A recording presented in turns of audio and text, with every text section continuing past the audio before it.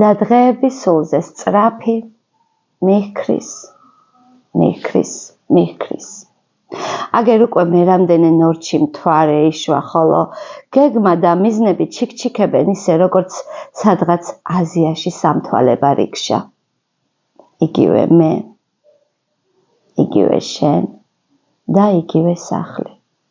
სამსახური მეგობრები, არსებობის ჰანგი უკრავს შეუცვლელად და იგივე ნიშა ვერ შეცვალე, ხო, იგივე დავრჩით. ბოლი და დარდივით შევსებული სირჩა. ნიკოტინი, ალკოჰოლი. ახლა გავიზარდეთ, აღარ ვჯავრობთ შეფასებას ყოფაქცევის ნიშანს. ჯავრობთ უფრო წართმეულ დროს სიბრიყვეს რომ ვანდეთ. დაზუთხული სიტყვები და კლიშე. სულ ერთია როგორ ვართ და ვამბობთ, არა გვიშავს. იგივე გზა, იგივე ჩვენ და იგივე ნიშა. დღეს ყასი და მთვარე ისევ ნორჩი სახით იშვა. მე ვარ ეთო მეფარიშვილი. პოეზიასთან ჩემი ურთიერთობა დაიწყო საკმაოდ პატარა ასაკში. აბსოლუტურად გაუაზრებლად. და მახსოვს ძალიან კარგად ის დღე, როცა დავწერე პირველი ლექსი. რეალურად არ დავწერე. უფრო ესე ზეპირად სხაპასხუპით მახსოვს მივირბინე და წავიკითხე, ბებიას წავუკითხე, რომ იცი ლექსი დავწერე მეთქი, ეს იყო ბნელი 90-იანები, ლამპით განათებულ ოთახში, წავუკითხე სხაპასხუპით, აი ესე ზეპირად მოკლედ. დღემდე მახსოვს ის ლექსი ძალიან მეცინება. საინტერესო იქნება პირველი ლექსის მოსმენაც. არასდროს არავისთვის არ წამიკითხავს, საჯარო. ექსკლუზიურად ჩვენთვის. ასე გამოდის თუკი მეტყვით. კი, ნამდვილად. სულ ცოტა ხნით დავბრუნდეთ ბავშვობაში. ჩემო კარგო ლამაზო, რადგან ვიხარ ნუ მორცხობ, მოდი მოგეალერსო დაგიმშვენო, ნაზი მხრები აგიყვაო ყლორტები და ისევ ხელმეორედ, ისევ გაიფურჩქნები. არ ვიცი რატომ ვფიქრობდი იაზე, როგორც მახსოვს, ზამთარი იყო. ხო, და ეს იყო პირველი ლექსი, მოკლედ. შეიძლება ძალიან სასაცილოც, მაგრამ 8 წლის ასაკში დაიწერა ეს ლექსი. ამის შემდეგ იყო ძალიან დიდი პაუზა, თუმცა პოეზიასთან ყოველთვის მეგობრობდი, ვკითხულობდი დიდი პოეტების ლექსებს, მხატვრულადაც სხვათა შორის უამრავ ღონისძიებაში მაქვს მონაწილეობა მიღებული, მაგრამ როგორც ასეთი რომ მე დამეწერა ლექსი, რაღაცა არ მქონია. ეს ფიქრი და სადღაც მე-6-მე-7 კლასში უკვე დავიწყე ასევე გაუაზრებლად, აბსოლუტურად დავიწყე ისევ ლექსების წერა. პირველი ლექსები იყო პატრიოტულ მოტივზე ძირითადად შექმნილი. მოგვიანებით, სკოლის პერიოდში კონკურსებში ვღებულობდი მონაწილეობას, მოსწავლეთა შემოქმედებითი კონკურსები იმართებოდა მაშინ, სადაც დიპლომებითაც დავჯილდოვდი მოსწავლე ახალგაზრდობის სახლში. და ამის შემდეგ ვწერდი, ოღონდ როგორ გითხრათ, კანტიკუნტად. მე ვაწარმოებდი დღეურებს, ყოველდღიური ჩანაწერები მქონდა, ჩანახატები მქონდა, ლექსებით და მთელი ჩემი ამბებით და ისტორიებით, რომლებიც როგორც ხდება ხოლმე ხშირად და სხვებისგანაც მესმის, შენიერ დღეს ესე ავდექი და გავანადგურე.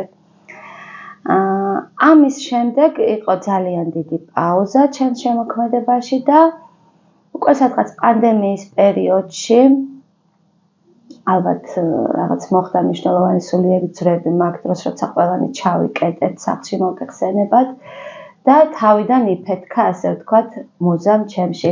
ძირითადად თემატურად პანდემიაზე ვწერდი, რომელსაც ჩემს ძალიან ვიწრო სამეგობროს ვაცნობდი, ასე ვთქვათ, ჩემს Facebook გვერდზე. თითქმის არავის არ ვიცნობდი, მაშინ და ის ლექსები დღემდე არც არ გამომიჩენია და სიმართლე გითხრათ, არც ვაპირებ, რომ ესე საჯაროდ სადმე გამოვფინო და ამის შემდეგ ალბათ თანდათან უფრო გაღვივდა ეს ყველაფერი ჩემში და რა ვიცი, დღემდე ვწერ.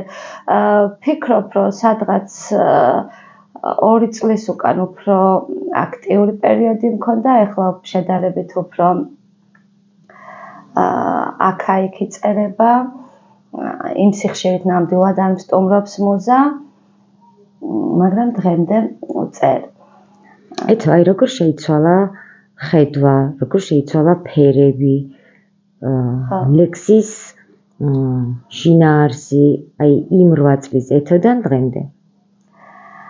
არ ვიცი, მე ვფიქრობ, რომ რაღაც უფრო ცოტა გამოხდა ეს ყველაფერი, არ ვიცი, ასაკთან ერთად მოვიდა ეს ყველაფერი, თუ იმ რუტინამ მოიტანა, რომელშიც ვცხოვრობ, რომლითაც ვცხოვრობ, თუ იმ ყოველდღიურობამ და პრობლემებმა, რომლებიც ალბათ ყველას გვაწუხებს და პოეზიაც ხომ ეს არის სინამდვილეში, რომ შენ ტკივილზე წერო, არ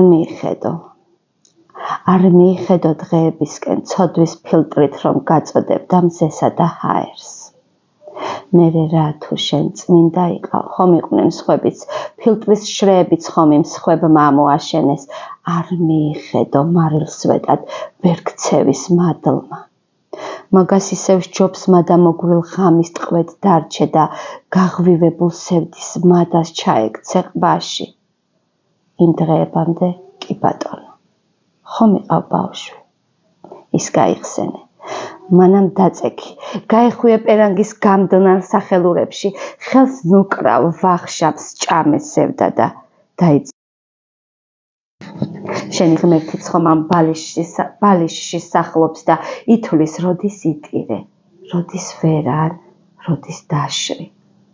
არ მიიხედო, მარილსვეტად ბერქცევის მადლმა.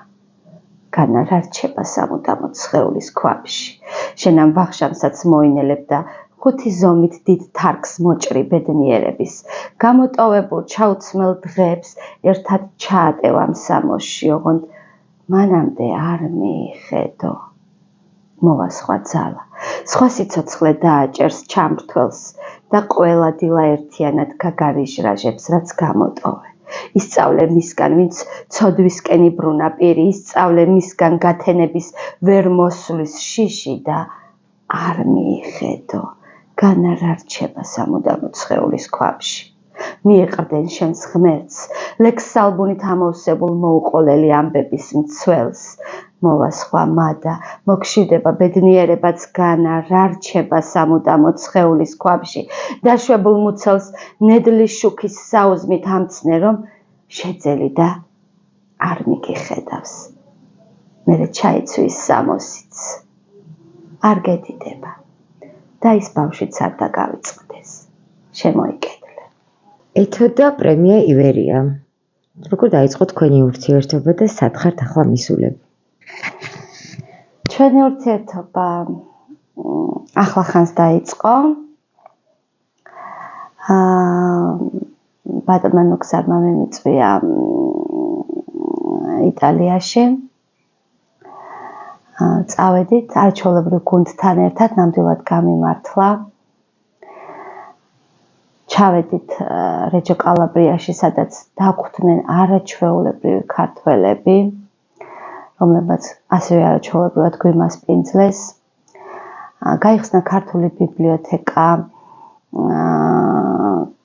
ქართული სკოლა იმედის ხელმძღვანელი ქალბატონ ხათუნა ქარაიას თაოსნობით მოხდა ეს ყველაფერი.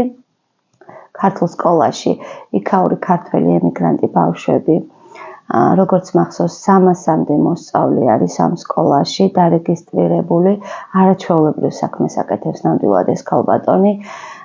არაჩვეულებრივ ღონისძიებას დავესწარით. ამის შემდგომ მიგვიპატიჟეს ადგილობრივ გამომცემლობაში, სადაც მოხდა ჩვენი წიგნების პრეზენტაცია. იქედან უკვე გადავედით ქალაქ ნაპოლში, იქაც არაჩვეულებრივად მიგვიღეს იქაურმა ორგანიზატორებმა ანა ასისტიშვილი თავის შესანიშნავ ოჯახთან ერთად დასთან, დედასთან და ასე შემდეგ და ბოლოს მოხდა გალადაჯილდოება, სადაც დავჯილდოვდი პრემია ივერიით. ძალიან დიდი სიხარული იყო ეს ჩემთვის. არის ძალიან დიდი პასუხისმგებლობა და ამავდროულად მოტივაციაც.